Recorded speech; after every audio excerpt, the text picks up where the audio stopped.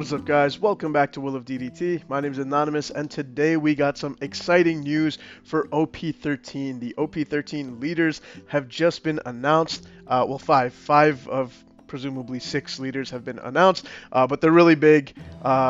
If you clicked on this video, you've already seen we got a Roger announcement, so I didn't want to wait any longer to make this video. Just wanted to jump right into it. If the 6th leader ends up being super cracked, maybe I'll make a separate video for that, but for now, we've got 5 of them, and we're just going to jump right in from roughly least exciting to most exciting. So anyway, let's start off with Yellow Bonnie. So OP13 gives us a pure yellow Bonnie leader, which is pretty cool. She is probably the least impressive or least interesting, I guess, of the abilities though. So her leader ability is on your turn, once per turn. If you play a character with a trigger, you can activate this effect, give one of your leader or characters 2 rested Dawn cards. This is kind of a red effect, infringing on red territory a little bit, but yeah, ultimately it's nothing crazy. There are definitely some cheesy strats people have pointed out that you could use to abuse this. You could play 2-cost Onami, which gives your leader Banish, and then take the 2 Dawn that you just spent on Onami, attach them to your leader, and swing 7k Banish at your opponent's life. That's a very irritating way to start out the game, maybe on your first attacking turn. And then likewise, you can also do on 6 Dawn, you can play the Nico Robin, who has a trigger.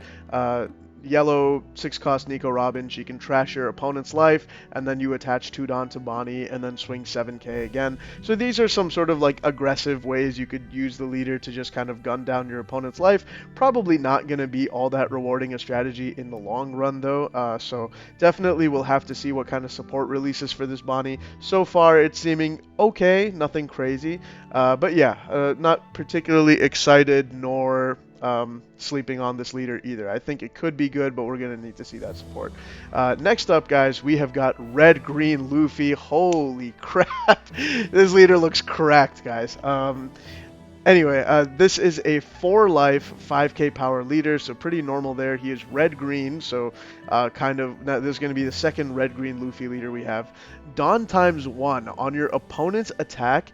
If your total active Dawn is 5 or less, so you can only have 5 Dawn active to use this leader ability. You may rest any number of those Dawn. For each Dawn rested this way, give this leader or up to one of your Straw Hat crew characters plus 2,000 power for this battle. So effectively, you can just convert Dawn, active Dawn, on your opponent's turn into 2k counters. Each Dawn gets you a 2k counter, which is freaking crazy. That is so nuts. You know, killing this leader, trying to lethal this leader is going to be such a pain because he can just leave up 5 Dawn and casually counter out of a 14k swing. Yeah, I mean, it's hilarious, and there's no limitation on how many times you can use it. It doesn't say once per turn. It doesn't say you can only use so many Dawn per battle. It's so flexible in how you can use this leader. Obviously, throughout the mid game, you probably won't be able to use this ability much because you have to commit a Dawn to your leader, attach 1 to leader, and then you have to leave Dawn up.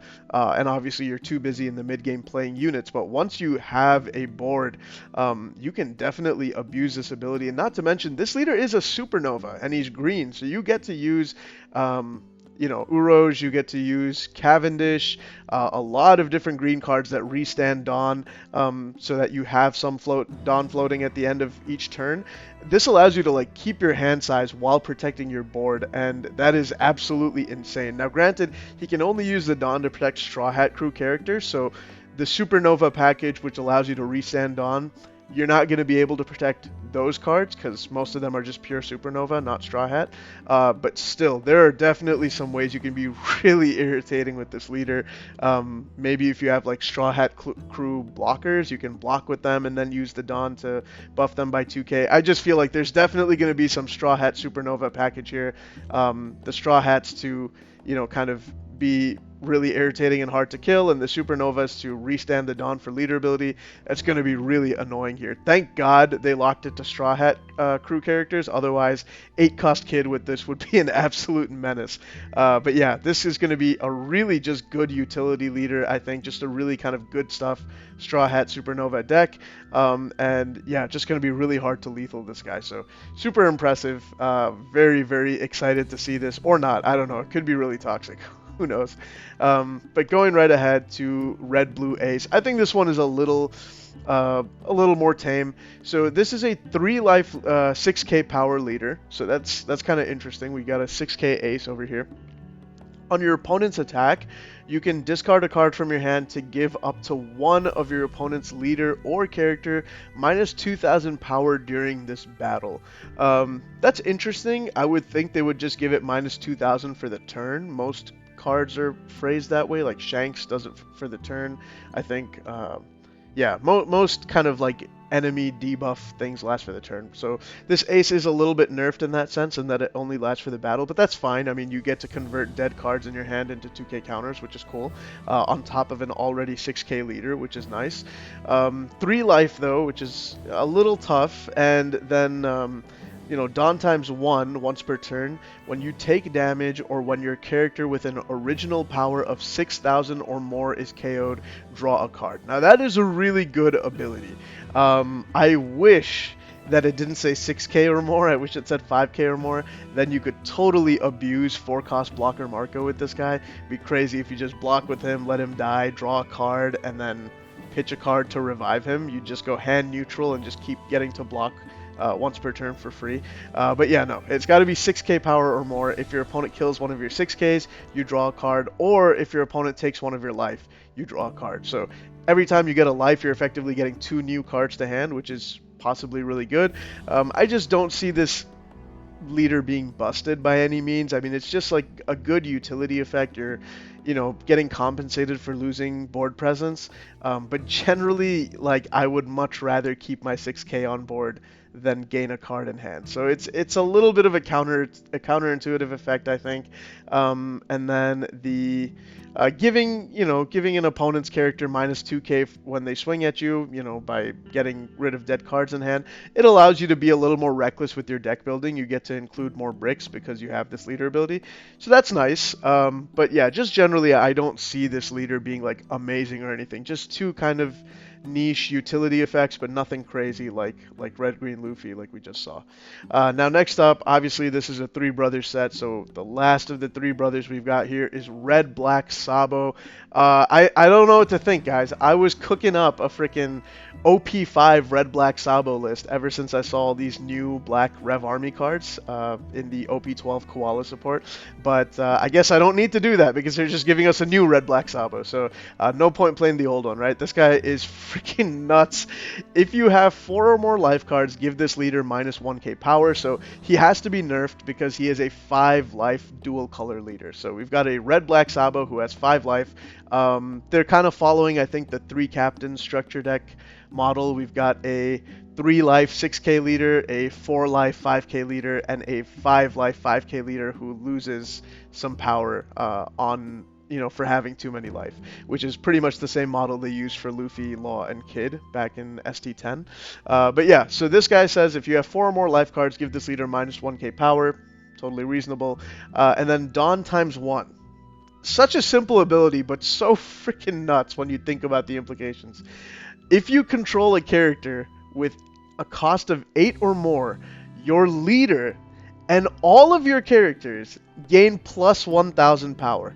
So basically the goal here would be to play one of the Black Rev Army cards that came out in OP12. I'm sure they'll probably be giving Sabo new ones, but Koala in OP12 debuted alongside a lot of Black Rev Army cards that cost 4 in hand, but then once they hit the board, they cost 8 on board.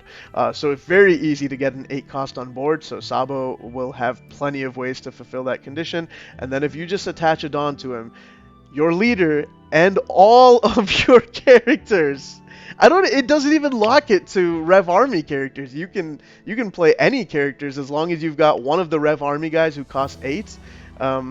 all of your board just gains plus 1k power. And it doesn't say your turn, it doesn't say opponent's turn, just in general, they gain plus 1k power on offense and defense, which is insanity. So yeah, essentially you're just going to play like, one of your 4-cost, 8-cost, your 4-cost that becomes an 8-cost on board, and then just attach it onto Sabo, and then you're just swinging 6s casually. With only 1 Dawn on leader, all of your units become 6k or higher pretty much. Your Karasu, your Lindbergh, all of these red Rev Army units that need to be 7k or more to get their when attacking abilities. Essentially, you just need to attach 1 more Dawn to them to get those to get their 7k their effects. And yeah, your leader is going to be 6k on defense. So like your leader is hard to kill, your board is hard to kill.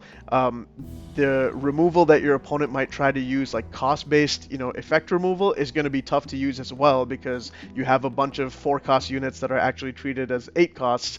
This just seems like a really obnoxious deck. This actually seems super freaking meta.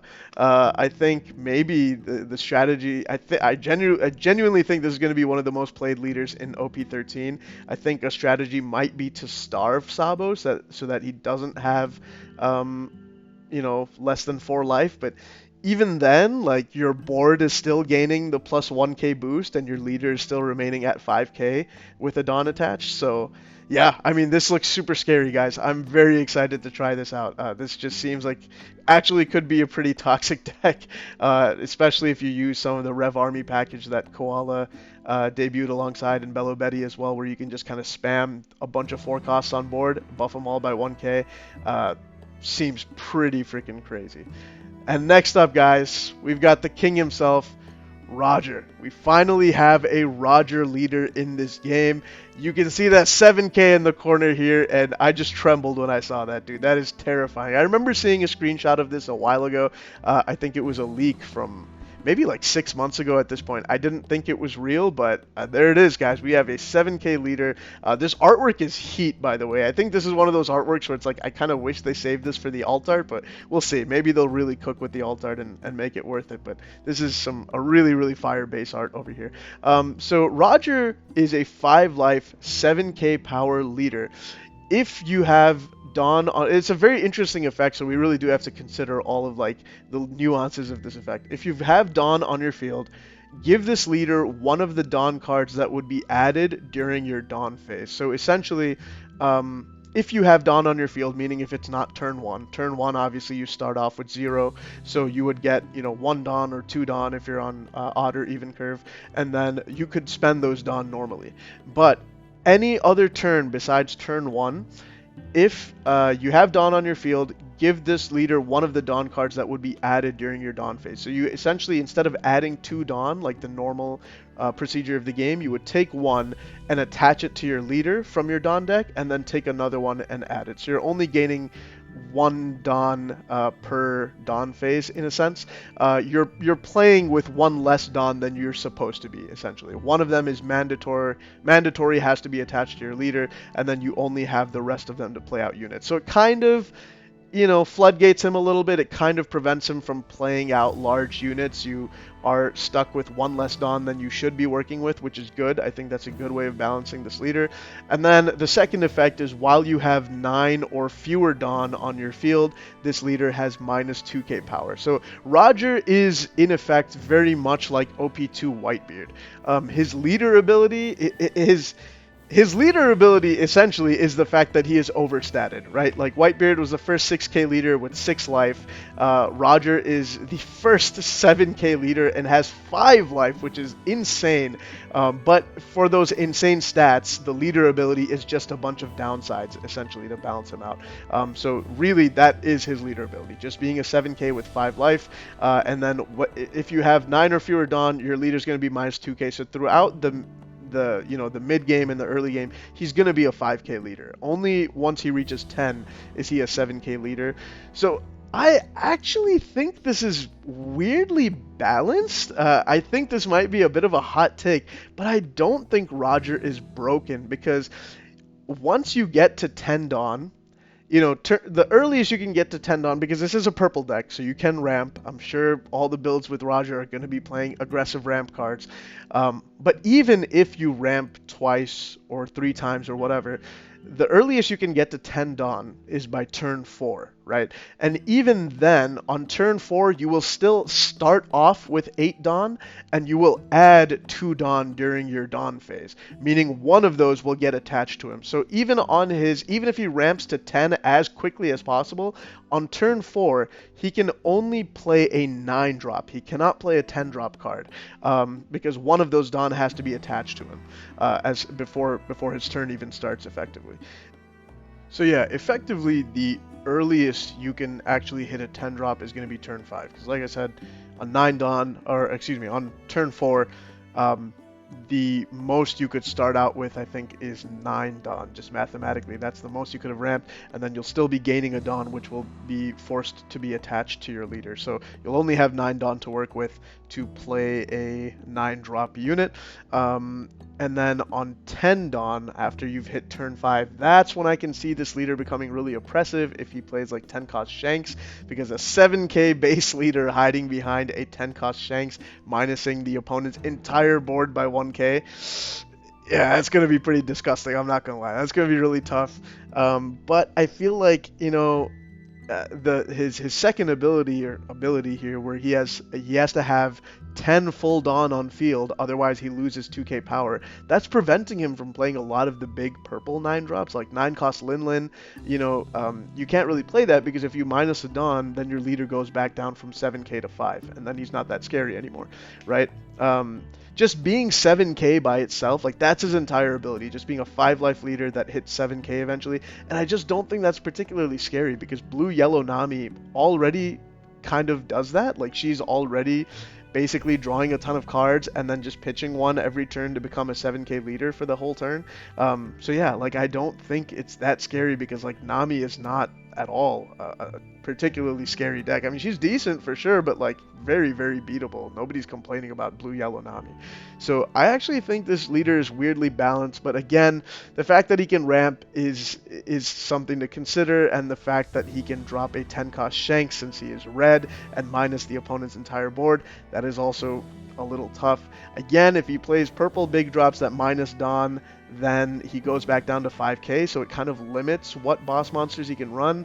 Of course, if he plays like 8 cost Katakuri and then goes from Katakuri into like Lins or something, then he can casually bring the Dawn back and become a 7k leader again by the time he passes to you. So it's just hard to consider. There's a lot of different variables here. I think he can be oppressive, but I think it requires quite a bit more setup than people might think. So it's just hard to say. He could absolutely, people might just cook up some really gross builds that do just abuse him and make him super oppressive, or it just might not really work out. He might just kind of fall off because he is effectively just a 7k leader, and that's it. And that's not enough, really, because we've seen with blue yellow Nami, that's not really that crazy. It's good, but it's not unbeatable by any means. So yeah, we'll just have to see. I can't really tell you right now whether this will be great or whether it'll be awful or somewhere in between. But yeah, excited to find out. I do ironically think red Black Sabo will have a good matchup into him, because for just one Dawn invested, your entire board becomes 6k, and then just for another Dawn invested on your Karasu, you swing, you lower Roger down to 6k base, and then suddenly all of your 6k units can casually swing into 6k Roger and just demand like 4 cards out of his hand in a single turn. So yeah, I actually think Roger may not be the best deck in the format, but again, who knows? Could totally be wrong. Excited to finally see him in the game, that's for sure. So yeah, guys, that is pretty much it for the leaders. And then final announcement that we have over here. In August of 2025, we are going to be getting a new ban list, and this is really interesting. I personally will be going to Nats this year. I got my invite from a store championship, so anybody else who's going to Nats, this is definitely something to consider. About a month before Nats, which is in September 19th, I think, we are going to be getting a new ban list. I don't think anything in the game really needs to be banned right now, you know. I don't know. Card game players always seem to be the biggest haters of their own card game, so maybe, maybe you guys will shoot me for saying I like the game right now. But I think the game is pretty healthy right now. Obviously, things on the docket would be Blue Purple Luffy, just the leader in general, and Gum Gum Giant, pretty obvious. Besides those, I don't really think anything else needs to go right now, or even is in the conversation. But curious if Bandai might bring back cards, like take stuff off of the ban list. But that opens a whole can of worms, like that requires a lot of playtesting to see if that can be done in the current context of the game.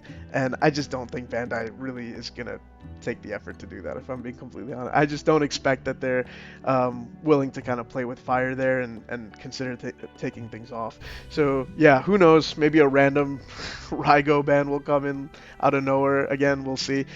Just interested to see what this will hold, because again, as in my opinion, there's not a whole lot really. Unlike before, where it's like Moria, Ice Age, Jinbei, like those things definitely needed to go. Right now, there's no real like crazy problem cards in my opinion. Besides, again, maybe Giant, maybe Blue Purple Luffy, but yeah, we'll just find out. So yeah, guys, hope you enjoyed this video. Let me know which leaders you're most excited to play in OP13. Let me know if there's some crazy combos or cards that I missed that will just make these leaders absolutely cracked. I'm excited to hear your guys' theory crafting in the comments below. Yeah, like, comment, subscribe, really does help us out, and yeah, appreciate you tuning in. We will see you in the next video. Peace.